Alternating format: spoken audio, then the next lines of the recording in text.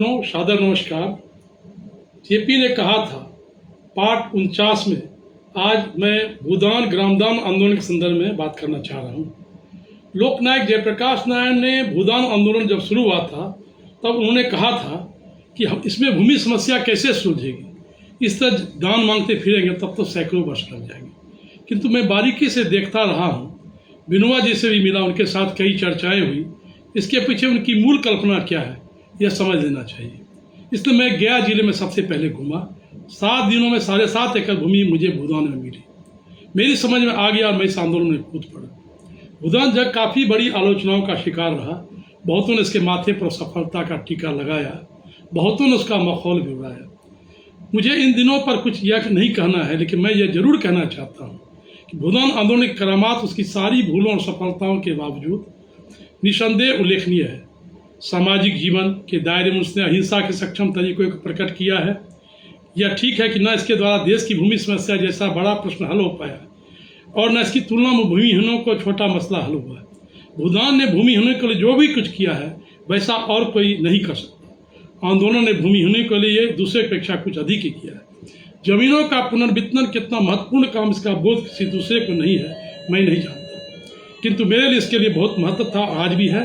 आर्थिक सामाजिक क्रांति के संबंध में अगर कोई भी सोचेगा तो उसका ध्यान जमीन के प्रश्न की ओर जाएगा। और यह मैं कहना चाहता हूं कि इसके बोलते ये आंकड़े हैं। इस संबंध में भारत जैसे देश में जहां भूमि की समस्या विकट है, प्रति मनुष्य जमीन का प्रमाण अत्यंत अल्प है, वह भी लगभग 42 लाख एकड़ भूमि स्वैच्छिक दान द्वारा प्राप्त हुई है।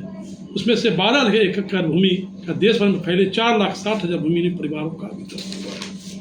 मित्रों, इसका तो यही अर्थ हुआ कि जमीन बांटने के मामले में जितना भूदान आंदोलन सफल हुआ उतना कानून भी सफल नहीं हुआ। नेहरू जी से प्रधानमंत्री थे, उन्होंने हदबंदी कानून के नतीजों के संबंध में राज्य के मुख्यमंत्रियों को कितने पत्र लिखे, योजना आयोग की तरफ से कितने परिपत्र गए, समाजवादियों और साम्यवादियों के कितने आंदोलन चलते रहे, इसके बावजूद दबाव पड़ते रहे, फिर भी स्वराज के 25 वर्षों में भूमिहीनों का कानून द्वारा जितनी जमीन बांटी गई उसकी अपेक्षा कहीं अधिक जमीन भूदान द्वारा बांटी गई है।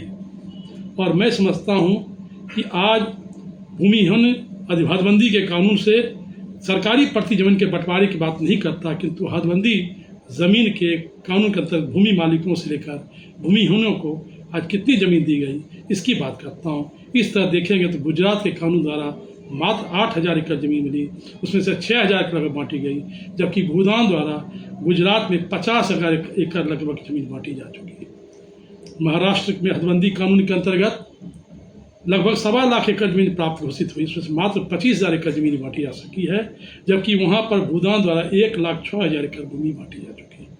बिहार में हदबंदी के कानून के अंतर्गत 1 एकड़ जमीन नहीं बांटी गई, जबकि भूदान द्वारा वहाँ की 3,60,000 एकड़ भूमिहीनों को मिली है। लोग कहते फिरते हैं कि विनोबा को तो भूदान में मात्र रेतीली, पथरीली और बंजर जमीन मिली है, किंतु किसी ने आंकड़े देखने की कोशिश नहीं की या तुलना करने का कष्ट किया है। जो जमीन बांटी जाती है वह खेती के जोग होने पर ही बांटी जाती है। दूसरी तरफ कत्ल के रास्ते कितनी जमीन बांटी गई यह भी देखिए। तेलंगाना में इसका कितना सब हुआ, फिर भी 1 एकड़ जमीन तक किसी को नहीं मिली।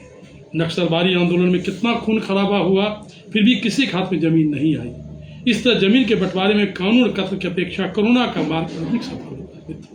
भूदान आंदोलन इस देश में 12 लाख एकड़ भूमिहीनों में बांटी है और यह सब हृदयपूर्वक तथा स्वेच्छा से प्राप्त हुआ है। इससे नैतिक ताकत पैदा हुई है।